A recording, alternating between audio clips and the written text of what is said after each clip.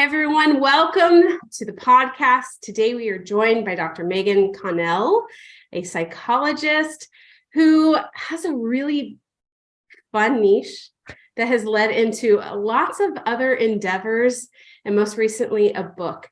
And we're really excited to share her story about discovering this niche and how it has informed all the different ways that she has practiced and put her knowledge out into the world.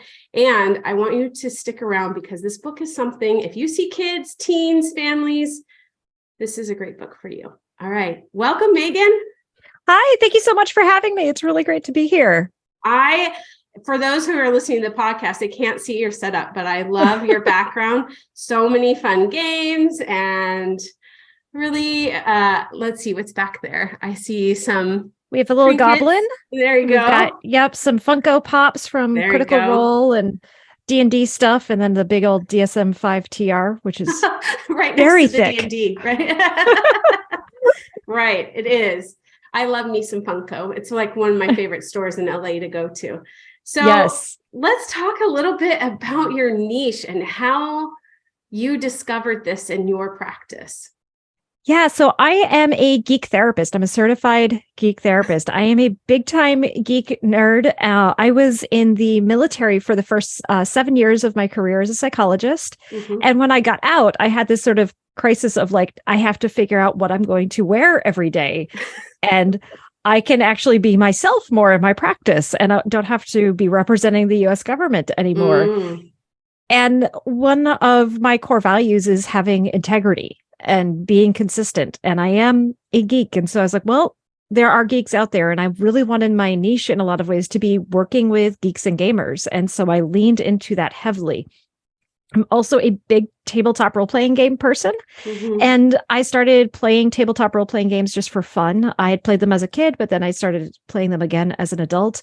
And I realized I was learning a lot about my personality and a lot about myself. And so then I wanted to start integrating using tabletop role-playing games into therapy practice. Mm-hmm. And so I have been doing that for a number of years and have helped to create a certification in becoming a therapeutic game master. And I have a book coming out about how to do tabletop role-playing therapy that I'm very, very excited about. I'm really fascinated by this idea of taking something that you love, finding the therapeutic application, and then creating that kind of what are some standard good, case of use kind of examples and how you teach on that.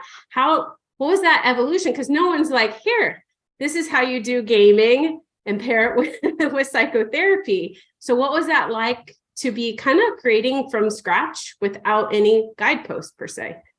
Well, I actually think I did have some guideposts because my bachelor's degree is in music, but I was starting off as becoming a music therapist. But I am a bad guitar player. And I'm not saying that just to be like, I'm bad, but I'm actually good. No, I'm legitimately not a good guitar player. Like my department head said, you either need to take a year off and get better at guitar or change your major.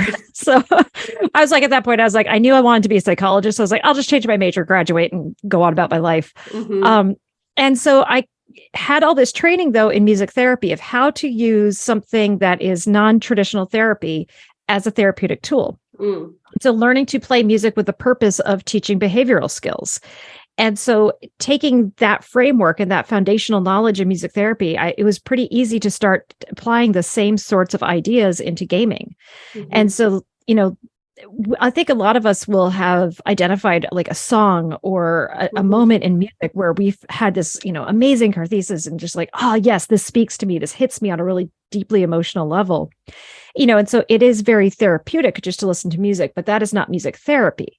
Right. Music therapy is utilizing music to help reach non-music related goals. And so in much the same way, gaming is using the game to help teach people non-gaming related skills. Mm-hmm. Tabletop games, for those who are not familiar, what you do is you have a character that you play and in a fantasy setting. Mm-hmm. And so you're sitting around a table with other people and one person who acts as the game master, and they narrate the story. They create all the non-player characters that you interact with, run the monsters that you might have to fight or deal with, and you and the other players at the table have to solve the problems.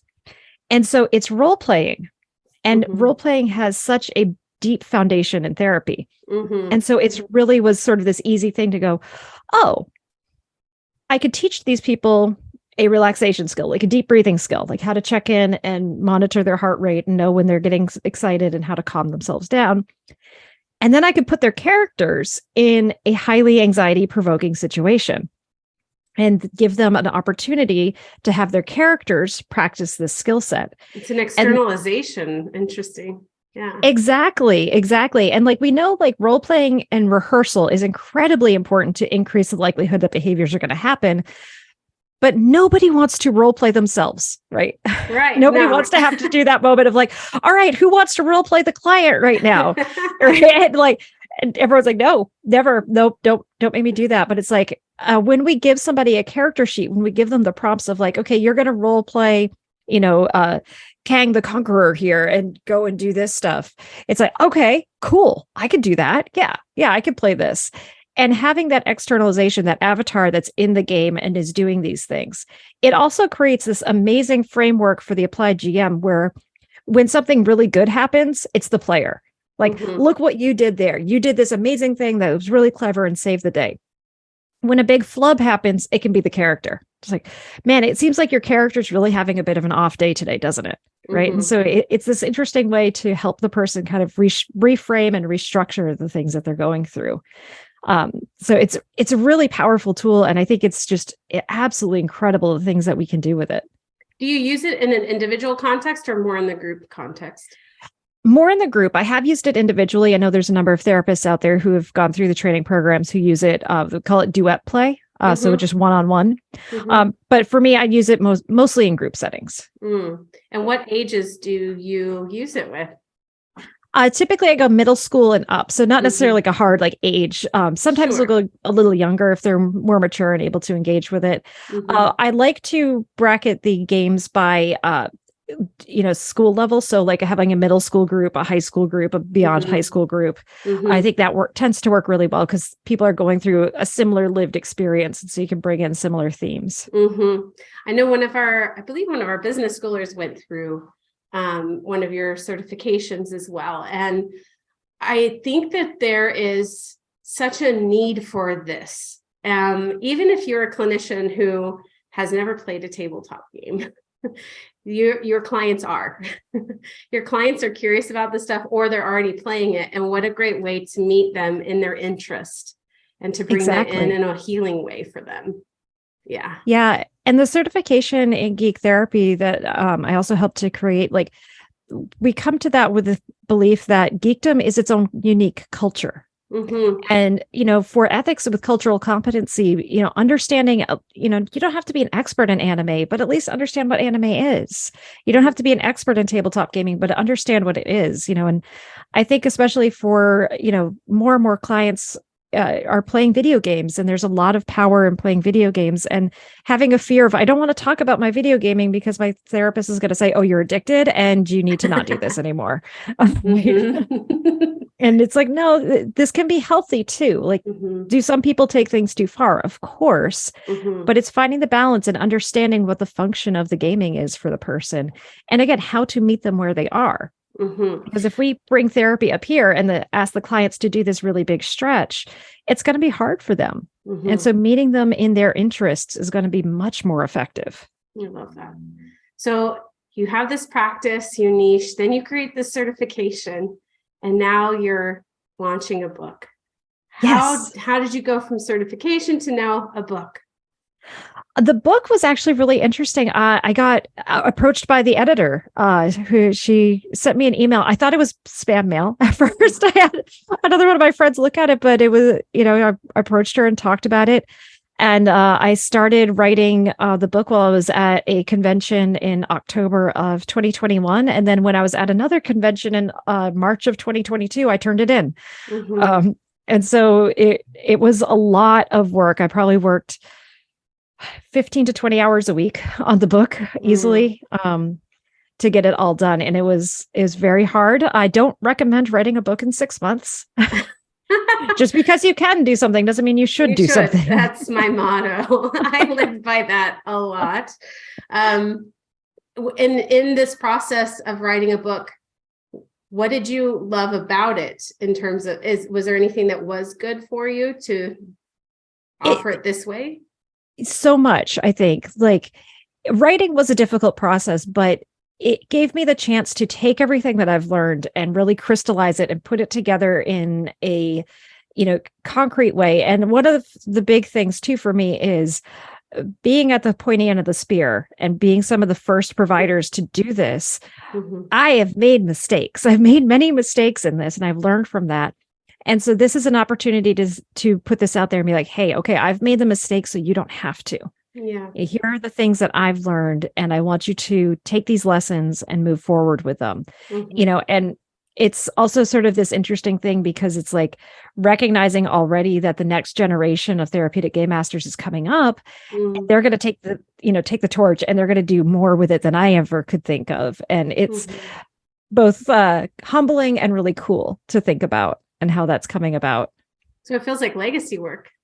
It does. It really does. And it's really just, it's fascinating. And it's one of those things, I think a lot of times in our careers, we end up in a place where we didn't expect.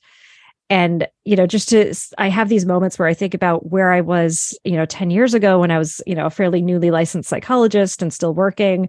And if I went like, hey, guess what? In 10 years, you're going to have written a book on how to use D&D in therapy. I would have been like, no what? way. No. Right. Yeah. I say, thank goodness I am not where I thought I'd be. I'm glad to be surprised, because 10 years ago, me was limited and limiting in my beliefs. Right. And what I love about your story is following who you are, being authentically yourself, and then discovering through that how much people are attracted to when you step into that authenticity. People want to learn from that. When you have an interest and then you know how to apply it, what a beautiful way to give back to our community. If you're listening, think about it. What are you interested in? Because this is what can inform your entire practice, what you do beyond the couch, as we like to call it. It doesn't have to be within what you see everybody else doing, right? Because nobody else was talking about tabletop games 10 years ago, really, that I recall. Yeah. And you're breaking the ice of that. And that's so important. And one of the things that I'm getting to do in 2023 is we're going to be opening the doors to a group practice here in Charlotte, North Carolina, called Health Quest Innovative Therapeutics. And that's sort of the point of Health Quest, is to be leaning into these newer innovative practices and finding those niches, finding those things that people are interested in and passionate about. And how do we bring that into the therapy room? In what ways can we use, the new developments in the field to help people and reach people in new and unexpected ways. So it's my business partner and I, and he's very into VR therapy and usually in virtual reality. And I'm doing the tabletop side of things and, bringing that together. And it's this very cool blend of being innovative and being different. It's one of the things being very conscious about is breaking that mold of what therapy can look like. Yes. And it's I think that's why I'm saying about it's uncomfortable, right? It's not so easy when you're have this idea. No one else has really done it. I can apply some of my old learning, but I'm forging a new path. And it can be uncomfortable, but it can be really exciting. And the only way the landscape is going to change is with people like you who take the risk, who get a little uncomfortable and try something different. Exactly. Yeah. So for this book, who did you write it for? And what do you hope that they walk away with? So I wrote it I tried to hit two audiences with it. One being, psychologists, counselors, therapists who are interested in how tabletop games are used and potentially using tabletop games. But I also wanted to write it in a way that people who love tabletop games can read it and learn about, why is it that this game can reach me so deeply? What is it about this game that pulls me in, that keeps me coming back? And to understand, why is it I'm learning so much about myself from playing this game with my friends? And I'm hoping that the professionals who read it will walk away and be curious about potentially trying either playing or running therapeutic games themselves. And I hope that the gamers who read it will walk away understanding what it is they're learning about themselves and how they can maybe use role playing to help themselves grow and develop in the future. Mm-hmm. It's funny to me. I feel like role playing was such a big part of my education. I had to role play so much, and why would we stop? And I'm also fascinated watching my daughter. She's 11.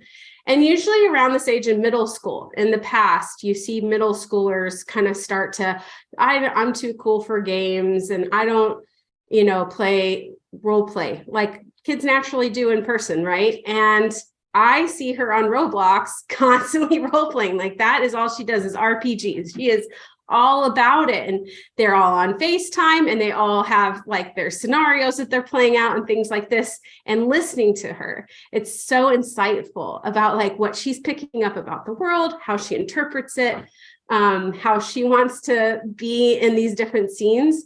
And I feel like it's extended her play, but also opened up her expression in ways that like other kids aren't getting because they aren't playing anymore. They're like too cool. They're shutting that stuff down. And I love encouraging it in her. And it makes sense that should never stop. It didn't in school. And even as adults continuing to do it. It really is important. And when doing the research for the book, one of the studies I found, they actually proposed a different title for humans. And I forget what it was, the homo, something, but it was man who plays. Because anthropologists, when they discover different cultures, every culture that has been discovered has a game, whether it's some form of a sporting game or a board game, or there is play. Like gaming is central to the human experience. And it's this very interesting thing that play is vital for us, and it helps us engage and connect and unwind, but also grow and learn about ourselves. I love it. It's so exciting. So if people are interested in reading the book, where can they find it? So it'll be released in March of 2023, everywhere books are sold. It's available for pre-order through all major bookstores. But if you go to Norton's website and use the code TTRPT20, so 20, you get 20% off the pre-order, which is pretty cool. Nice. And if people want to learn more about the certification, where could they go? So the certification is through Geek Therapeutics, so just geektherapeutics.com, and the therapeutic GM training or becoming a certified geek therapist is through there. And then my practice is hqpsych.com or my website, megansidey.com. Awesome. So for anyone that's listening, what kind of works that are exploring their niche, that are maybe inspired by your story, do you have any final words you want to leave them with as people are stepping into more integrity and authenticity? I think it is just, believe in the things that you're passionate about.